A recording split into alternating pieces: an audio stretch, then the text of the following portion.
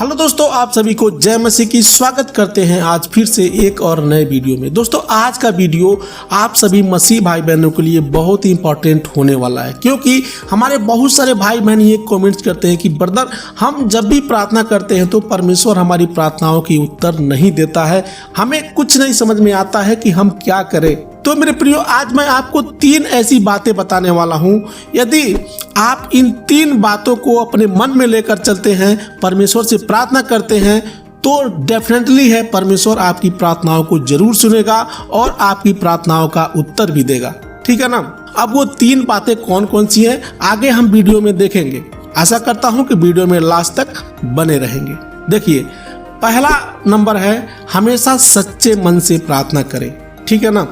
तो सच्चे मन से तो सभी करते हैं, लेकिन कैसे करना है ये हमें वचन सिखाता है। देखिए, इस बात में कोई शक नहीं है कि परमेश्वर हमारे मन को देखता है, लेकिन परमेश्वर हमारे मन को क्यों देखता है? जब हम यिर्मयाह अध्याय 17 के 9 में पढ़ते हैं तो यहाँ प्रभु कहते हैं, मन तो सब वस्तुओं से अधिक धोखा देने वाला होता है, उसमें असाध्य रोग लगा है, उसका भेद कौन समझ सकता है। क्या कहते हैं कि मन में असाध्य रोग लगा है। एक इंसान के मन में क्या होता है, वो झूठ बोलता है। कोई भी उसके मन में जो साजिश चल रहा होता है तो सबसे पहले पाप का जो शुरुआत होता है वो मन से ही होता है। परमेश्वर कहता है कि तुम अपने मन की इस गंदगी को साफ करो। ठीक है ना।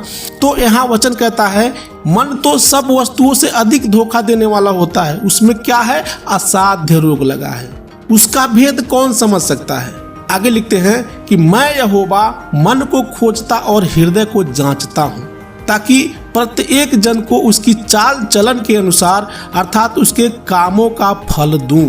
तो मेरे प्रियो, क्या कहता है वचन कि परमेश्वर हर एक व्यक्ति के मन को जांचता है और खोजता है कि किसके मन में क्या चल रहा है। ठीक है ना। यदि आपके मन में असाध्य रोग लगा है, जैसे कि आपके मन में बुराई है, पाप है, झूठ है, क्रोध है, नफरत है, बेविचार है, तो परमेश्वर आपकी प्रार्थनाओं को इनकार कर देगा, नहीं सुनेगा आपकी प्रार्थना। लेकिन हम आगे देखेंगे कि परमेश्वर हमारी प्रार्थनाओं को कैसे सुन सकता है और हमारी प्रार्थनाओं का कैसे उत्तर देता है। ठीक है ना। जब हम पढ़ते हैं लूका अध्याय 18 के 9 से 14 में, तो यहाँ 2 मनुष्य होते हैं जो प्रार्थना करने के लिए जाते हैं मंदिर में। ठीक है ना। आशा करता हूं कि इस वचन को आप पहले भी पढ़ चुके होंगे, लेकिन एक बार मैं भी समझा रहा हूं, इसको आप ध्यान से सुन लीजिए। तो 2 मनुष्य जो है मंदिर में प्रार्थना करने के लिए जाते हैं। एक फरीसी होता है और दूसरा चुंगी लेने वाला होता है। फरीसी कौन होते हैं? फरीसी वही होते हैं जो अपने आप को बहुत धार्मिक समझते हैं, अपने आप को बहुत बड़ा समझते हैं, नेता लीडर समझते हैं। तो फरीसी और चुंगी लेने वाला दोनों मंदिर में जाते हैं परमेश्वर से प्रार्थना करने के लिए। ठीक है ना। आगे वचन में लिखा है, फरीसी खड़ा होकर अपने मन में यह प्रार्थना करने लगा कि हे परमेश्वर, मैं तेरा धन्यवाद करता हूँ कि मैं और मनुष्यों के समान दुष्टता करने वाला, अन्यायी और व्यभिचारी नहीं, और न इस चुंगी लेने वाले के समान हूँ। मेरे प्रियो, वो जो चुंगी लेने वाला था ना, वो भी उसके बगल में ही प्रार्थना कर रहा था। वो कहता है कि मैं इस चुंगी लेने वाले के समान नहीं हूं, इसको तो कुछ नहीं आता है। यानी कि वो जो फरीसी था अपने आप में बहुत बड़ा बनने की कोशिश कर रहा था। वो परमेश्वर से प्रार्थना करता है कि मैं तेरा धन्यवाद करता हूं, मैं और मनुष्य के समान दुष्टता करने वाला और अन्यायी और व्यभिचारी नहीं, और न इस चुंगी लेने वाले के समान हूं। मेरे प्रियो, आप जानते होंगे कि इस दुनिया में सभी लोग क्या हैं, पापी हैं। अगर आप एक भी इंसान खोजने को निकलेंगे जो पाप मुक्त हो, जिसने पाप नहीं किया हो, तो आपको नहीं मिलेगा। हम सबको किसकी जरूरत है? उस प्रभु की क्षमा की जरूरत है। हम कितना भी अच्छा काम कर लें अपने जीवन में, कितना भी दान पुण्य कर लें, कितना भी तीर्थ स्थान पर स्नान कर लें, कितना भी मंदिर में पूजा पाठ कर लें, लेकिन फिर भी हमारे पाप क्षमा नहीं हो सकते बिना उसके। जब वो चाहेगा तभी हमारा पाप क्षमा हो सकता है। लेकिन यहाँ ये फरीसी कह रहा है कि हे परमेश्वर, मैं तेरा धन्यवाद करता हूँ कि मैं और मनुष्य के समान दुष्टता करने वाला, अन्यायी और व्यभिचारी नहीं, और न इस चुंगी लेने वाले के समान हूँ जो मेरे बगल में प्रार्थना कर रहा है।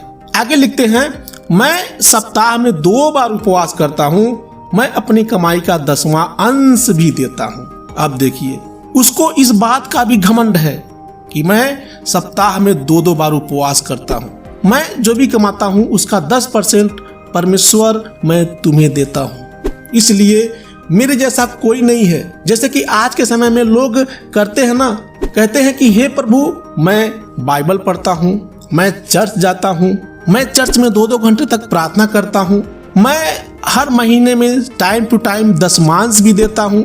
मतलब इस तरीके से लोग, आज के 90% लोग ऐसे आपको मिल जाएंगे जो अपने आप में घमंड करते हैं कि हे प्रभु, मैं प्रार्थना भी करता हूँ, मैं बाइबल भी पढ़ता हूँ, मैं दान दशमांश भी देता हूँ, मैं सारे अच्छे काम करता हूँ। ठीक उसी प्रकार जैसे कि ये फारिसी बता रहा है कि मैं तो अपने कमाई का दशमांश भी देता हूँ, मैं उपवास भी करता हूँ, मैं बड़े बड़े काम करता हूँ। इस तरीके से लोगों के अंदर एक घमंड होता है और लोग ये समझते हैं कि परमेश्वर मुझसे बहुत प्रेम करता है, परमेश्वर मेरे बहुत ही करीब है। अब मेरे प्रियो, दूसरा नंबर है परमेश्वर से नेकी और ईमानदारी से प्रार्थना करो। जब हम पढ़ते हैं आगे इस वचन में, लूका अध्याय 9:13 में, तो वो फारिसी जो था, उसके बगल में जो चुंगी लेने वाला था, वो कैसे प्रार्थना करता है हम देखते हैं। परंतु चुंगी लेने वाले ने दूर खड़े होकर स्वर्ग की ओर आंखें उठाना भी न चाहा। क्यों भाई? क्यों? वो स्वर्ग की ओर नहीं देखना चाहता था, क्योंकि वो परमेश्वर का भय मानता था। वो कभी उस सच्चे परमेश्वर से नजरें नहीं मिला सकता था। वो समझता था कि मैं पापी हूँ, वो अपने पापों को मानता था। इसीलिए यहाँ प्रभु का वचन कहता है लूका अध्याय 9:13 में, परंतु चुंगी लेने वाले ने दूर खड़े होकर स्वर्ग की ओर आंख उठाना भी न चाहा, वरन अपनी छाती पीट पीट कर कहा, हे परमेश्वर, मुझ पापी पर दया कर। क्या कहता है कि हे परमेश्वर, मुझ पापी पर दया कर, मैं तेरे लायक नहीं हूँ, मैं तेरे योग्य नहीं हूँ। उसको अपने अंदर बहुत ही शर्मिंदगी महसूस होता है। वो ये नहीं कहता है कि हे प्रभु, मैं तेरे चर्च में बड़ा से बड़ा दान दशमांश देता हूँ, मैं उपवास करता हूँ, मैं बड़े बड़े काम करता हूँ। नहीं, वो चुंगी लेने वाला ऐसी बातें नहीं कहता है। वो तो अपने पापों के शर्म से झुका जा रहा है। वो कहता है कि हे प्रभु, मैं पापी हूँ, ना ही मुझे बाइबल पढ़ने आता है, ना ही मैं समय से चर्च जाता हूँ, ना ही मैं दान दशमांश देता हूँ, मैं कोई भी अच्छे काम नहीं करता हूँ तेरे। लेकिन मैं एक बात जानता हूँ प्रभु कि मैं एक पापी व्यक्ति हूँ और मैं तेरे सामने खड़े होने योग्य नहीं हूँ। वो अपने पापों को मान लेता है। आगे वचन में लिखा है 14 में कि मैं तुमसे यह कहता हूँ कि वह दूसरा नहीं परंतु यही मनुष्य धर्मी ठहरा और अपने घर गया। कौन? ये चुंगी लेने वाला। क्योंकि जो कोई अपने आप को बड़ा बनाएगा वह छोटा किया जाएगा। कहते हैं ना कि हर एक इंसान को छोटा बनकर सबकी सेवा करना चाहिए, यदि उसको बड़ा बनना है तो, ठीक है ना। तो यहाँ वचन में क्या कहते हैं, मैं तुमसे कहता हूँ कि वह दूसरा नहीं परंतु यही मनुष्य धर्मी ठहरा और अपने घर गया। क्योंकि जो कोई अपने आप को बड़ा बनाएगा वह छोटा किया जाएगा और जो अपने आप को छोटा बनाएगा वह बड़ा किया जाएगा, ठीक है ना। तो मेरे प्रियो, आप क्या समझे? मैं ये जो आपको परमेश्वर का वचन समझा रहा हूँ कि आपको प्रार्थना कैसे करना चाहिए। यदि आपके अंदर ये अहंकार है, आप भी अन्य लोगों की तरह चर्च में आते हैं, जाते हैं, सब कुछ करते हैं, लेकिन क्या आपका मन परमेश्वर से जुड़ा हुआ है? आप परमेश्वर से कनेक्टेड हैं? अपने आप को जांचिए, आप परमेश्वर में कितना टाइम देते हैं, कितना परमेश्वर के वचन के अनुसार चलते हैं।